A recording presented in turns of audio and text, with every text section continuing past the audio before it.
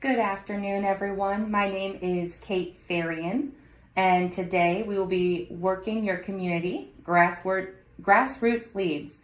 I'm Kate Therrien. I'm sales manager of the South region here at Knight, Schlosser Fleming. I've been here for about 3 years, and before that, I was actually working with consumer products, going business to business. So I have a lot of sales experience, primarily working a local community and focusing on grassroots effort, which is why I thought it was very important to talk about it today with our agents here, so you can utilize the same methods to be incredibly successful. So today we are going to go over what is grassroots marketing, location, the return on investment, and dressing the part. So first and foremost, we need to make sure that we know what grassroots marketing is. Grassroots marketing is also known as guerrilla marketing. It's going to start from the ground up. So instead of launching a message you hope will appeal to many people, you actually target your efforts to a small group and hope the group will spread your message to a much larger audience. This is done from a local effort for little to no cost, and some of these activities actually include face-to-face conversations, cold calling. Now, I actually want to call out cold calling. That is primarily for Medicare supplements. You cannot cold call for Medicare Advantage. It's not compliant. So don't do that if you're working with those products. But for supplements, it is viable. Same thing with final expense or ancillaries. Another thing for grassroots marketing is business-to-business presentations, posting flyers, and informal events and meetings. Now, I also want to call out posting flyers because a lot of agents, they try making these up on their own, and they come into compliance problems. You can actually download free compliant templates from carriers on their toolkit. You also have Knight, Schlosser Fleming as a resource. So we have Kat here who will custom design flyers. We have templates on our website that you can take a look at, and they are branded for you. Now, again, informal events and meetings are another thing that we're going to take a closer look at later. So why are you doing grassroots marketing? Reason one. There are many reasons agents actually start with grassroots marketing or go back to the basics. The first reason really is it's the most effective way to break into DSNP. Another reason not to ignore this strategy is actually to brand yourself locally after a move or when you really want to accelerate your business. And lastly, agents can utilize grassroots marketing to establish relationships for a new audience. For instance, if you want to break into Medicare supplements or a wealthier clientele, you can target financial advisors for turning 65 referrals. So where do you start? That's always something that you want to pay attention to. How do you start this? Location. First and foremost, walk the block. Pick a Starbucks or your local coffee place and look to your right and look to your left. Down the street, do you see anywhere seniors gather? Or maybe your target audience is final expense or local business owners.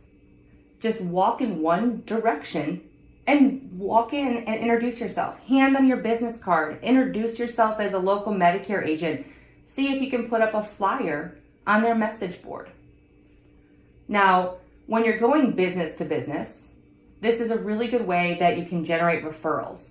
You might be talking to an employee or a business owner that might need your assistance. You can give them your information. They can give you a call. It's networking 101.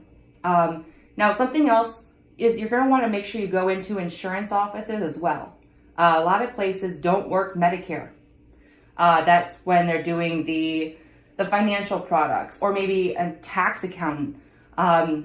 They aren't doing the health products, so you're going to actually be able to refer that out to a local Medicare agent, yourself, for instance.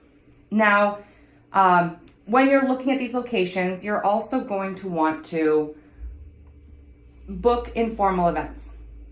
So what you're going to want to do is take a look at these venues and see if maybe there's a local YMCA or something, and just, book an event, low cost. We'll go into more options later. Now, lastly, ask for client referrals. You have a few clients that you already have, maybe for other lines, or maybe 1 or 2 Medicare sales. Call them, check on them, see how they're doing, and see if they know anyone. Because people tend to hang out with individuals who are 5 years older or younger than themselves. So if you wrote somebody on a turning 65 Medicare supplement, you're going to want to get referrals from them because most of their friends are between the ages of 60 and 70. So they're in the complete demographic you're looking at to help with a variety of products, maybe to actually save them some money. And if you have a client, they already like you, trust you, and you're more likely to get a sale from anyone they refer you to, because the hardest part about getting in the seat at the table is getting someone to like you enough to invite you in. And if they're referring you, you're already well past that point. Now, keep in mind, law of large numbers is going to be the biggest driver of this strategy. So make sure you walk into a lot of businesses. You're going to strike out more than you succeed, but at this juncture, working this strategy, even if you get 1 or 2 that say yes out of 100, you're winning because it costs you nothing to get there. Okay, so I mentioned we're going to look into some more location ideas. The 3 most recommended successful locations that we see are actually provider offices, food pantries, and social services offices. Now, let me go into some more detail about this. Providers. It could be dentists, local hospitals, recently added clinics to the provider directory from Medicare Advantage product. So get into your provider directory, get into the website and look at who is actually in network. Talk to these doctors, talk to the facility. Maybe they have a location in there where they actually encourage agents to present, because doctors want clients or patients with insurance. It's very simple. Now, food pantries. These are very easy to find. You just go on Google and you type in food pantry near me. Now, you're going to get a phone number, and when you call that phone number, 99% of the time, the people are not going to answer, because if they're there and open, they're actually doing their job and out on the floor. So here's where you actually have to get up and go and visit them during the hours they're open. See what's going on. Introduce yourself. See if they'd be open to having you set up a table with a tablecloth, some kits, and just help people find their benefits. Now, that's kind of similar to what you're going to do at a social services office or a local benefit center. A lot of people go to these places because they don't have internet access at home and they can't enroll at home. So the same kind of reasoning goes that they can't enroll in these types of plans. A dual special needs plan, they can't do it themselves. They need an agent to help coordinate. Some of my most successful agents are actively participating at these locations. So don't rule them out. You might get a no. It might not be policy to be inside the doors, but you might be able to go outside on the sidewalk if it's nice weather. Okay. Now lastly, some other places to consider: churches, religious organizations, community centers, resident coordinators, so high rises, bus depots, and local gyms and facilities. The key driver with all of this is that they are high traffic areas. So you're really going to want to make sure that your target market is going to that location and in a quantity. Okay. So now that you've found some locations, you have some ideas, we're gonna wanna make sure we change it up. You gotta change locations up over time. If you book the same place every week, you become a fixture and see the same people repeatedly. This is great for service, but not for growing your book. So something else to consider is how much are you spending on these locations? And that brings us right into return on investment. It's really simple. Keep your overhead low. The more you spend on an event venue, the less you make in overall profit. The reason I didn't mention libraries or hotels or a lot of community centers, in bigger cities is because they actually charge.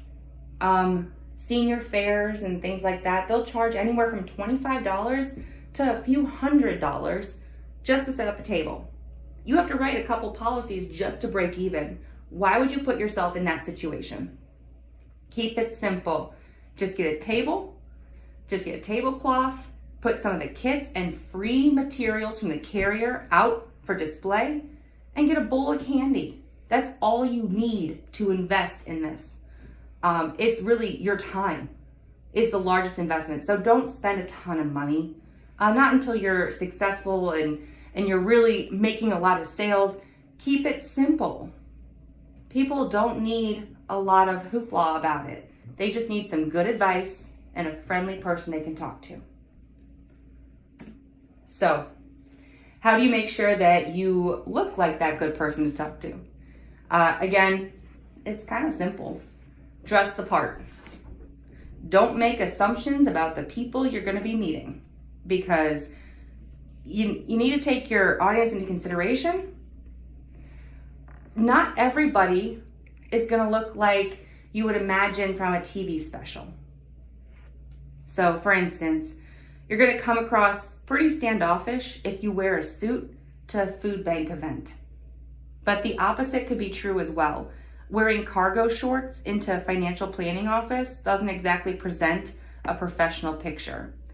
So I'm not saying to change who you are, but you should adjust for your audience so you can get your message across the way you intend on it being presented. And that's all I'm going to say about how to dress the part. I think we all know what we're talking about here. Just look like you fit in, but don't go overboard here. So if you have any questions about working grassroots leads, if you want to brainstorm, get more ideas based on the location you're at, give me a call. My number's here on the screen. You can always email me as well. Again, my name's Kate Therrien, and today we were going over working your community grassroots leads.